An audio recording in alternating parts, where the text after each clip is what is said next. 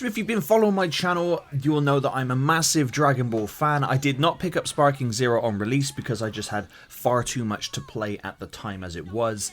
But I've managed to finally catch up with everybody else. I managed to pick it up on the cheaper side from CD Keys, of course.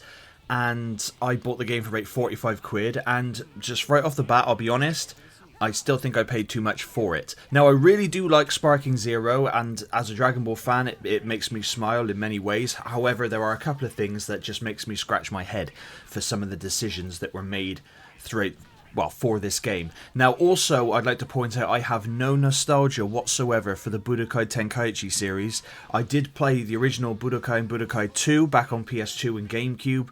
I never played the Tenkaichi games. And not because I didn't want to, I was just playing other things at the time, I believe. And that, you know, because Budokai and Budokai 2 were more, they were 3D fighters, but they were more sort of 2D, 3D fighters, if that made sense-ish. For going from memory. Now, I did try out Budokai Tenkaichi 3 on a backup copy on the old computer, and I did make a video on that, so I'll tag that here so you can see my thoughts, and I really did enjoy it. And I really do enjoy the fighting here. Initially, my first impressions of this game was that it's very clunky, unresponsive, and blah blah blah. I still think at times the especially the blocking can be inconsistent. There might be some delay or time delay or something, but for the most part, I did all the tutorials that taught me things, and you must do those because it helped me out a ton. And I was like, oh, okay, most of it was just me not understanding the mechanics, which is fine. Once you understand the mechanics, you can have some pretty epic battles, and that's always really cool. Now, the game looks gorgeous. It's obvious that it looks very, very good, and you can, like I said, you can have some epic fights and some epic moments and pull off some cool stuff. The animations on a lot of the attacks are really, really awesome. The fighting is fun, the destruction and whatnot, which is really cool.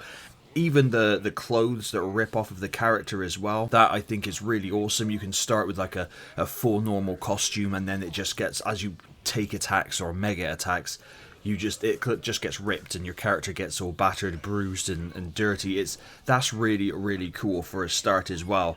And there's apparently over 180 characters, which is bull. There's not over 180 individual characters, because a lot of those characters are different versions of one character, which I've always thought was stupid. Just make the one character and then have him, you know, transform. Like, because there's so many different Gokus, because you have the Goku from early Z where he can go Kaioken and that's it. Then you have the one from the Super Saiyan arc, then you have the one that can go Super Saiyan 1, 2 and 3, and then of course with Super Saiyan God and Super Saiyan God, Super Saiyan. So I don't mind for the most part. And of course Ultra Instinct from Super, so I don't mind. And you can play as Goku from when he was younger throughout the original Dragon Ball anime run. See, I refer to the entire thing as Dragon Ball because I have all the manga and it's just all Dragon Ball until it got to Super. So I refer to the whole thing as Dragon Ball. So when I say Dragon Ball, I'm talking about in anime terms, the original 5 seasons of Dragon Ball, and then the 9 of Z, and then is it 1 season of Super? I did 130 odd episodes or whatever it is. But yeah, so Dragon Ball as a whole, okay? There is loads to unlock by playing the game, which is very, very important, and they throw Zenny at you for just competing and doing things. You don't have to play online. The only reason you need to play online is if you really, really want to, and you really want to get the achievement for playing 100 online battles, and that's it. So I'm glad that they didn't link a lot of achievements, Steam achievements, PlayStation trophies, whatever, to playing online, because not everybody likes playing online. I have played online, and I've probably played about 10 matches online, and I've won one of them. Some people are really good at this game, and I will get there, but I'm not a massively online competitive person these days. I used to be, but not so much now. But even the single player, I'm having a lot of fun with all the tournament modes, which is, in my personal opinion, the highlight of this game is the tournaments, because you have all of them on here, which is really cool. You have the normal world tournament it was held in the early days of Dragon Ball, and of course then through the Buu saga there's one as well. You have the tournament of the gods between Beerus and his brother Champa. You have the tournament of power. You have the Otherworld tournament, which was held during the Buu saga, which I believe was filler. But cool, because I mean we haven't even got pick on in this, which again makes me scratch my head. And I haven't seen Deborah either, if I'm honest. So I'm a bit confused on why we haven't got him either. But anyway, so moving on.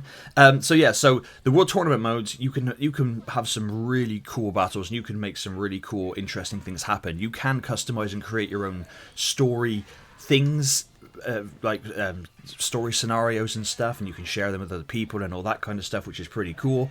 And during I suppose the single player story mode is several different characters, which you unlock more characters as you play through another character's story, and you play through events from the Dragon Ball Z series and Super. Now, unfortunately, that is the biggest letdown of the game, and to be honest, it's piss poor, because the stories are told very, very clunkily and horrifically through stop animation, which is a shame, because Kakarot did it so well, and here with Sparking Zero, it's just told in it feels tacked on and half-assed. It feels like, oh, this is a great idea, because you can create what-if scenarios and change the story.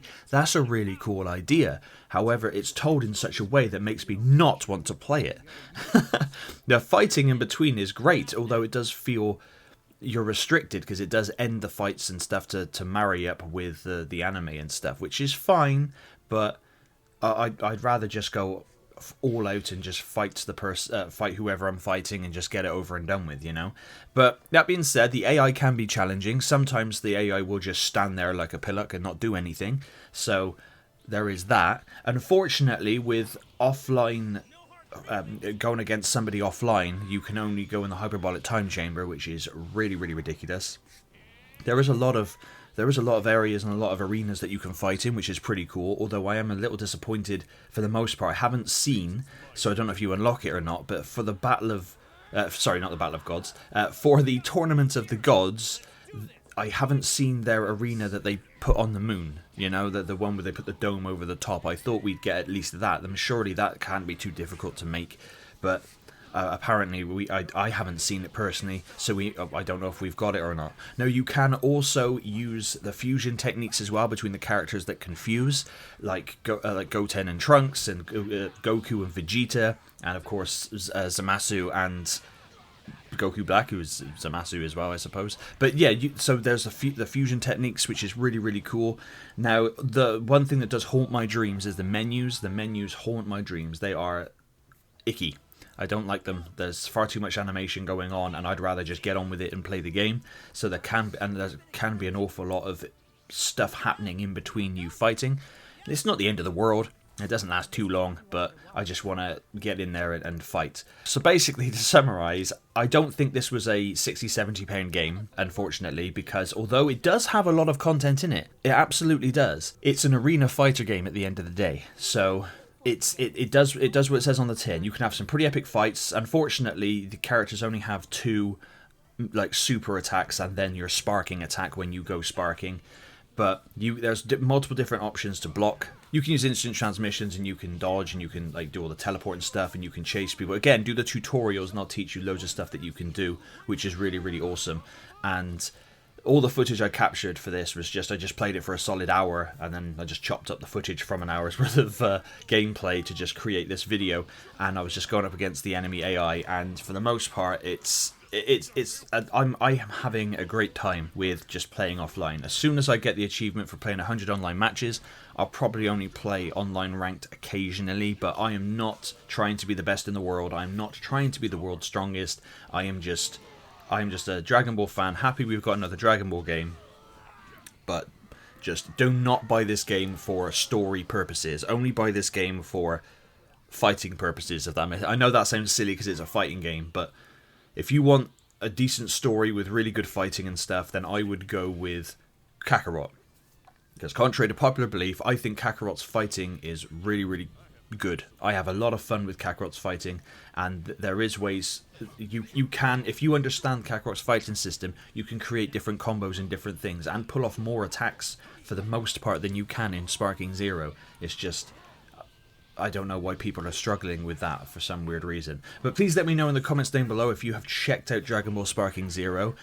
Is it worth picking up? If you are a mega Dragon Ball fan, yes, but I would highly advise you wait till it gets cheaper, because although, like I said, it has a lot of stuff in it and a lot of stuff to unlock and customization and all this type of stuff, there's loads to unlock and do, but again, it feels very, very weakly glued together with a horrific menu system and the piss poor single player story mode. But apart from that, it's a really solid game. But thank you very much for watching.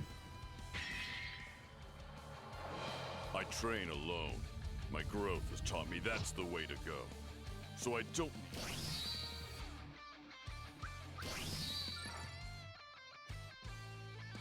Ah, just as I expected. You've emerged victorious!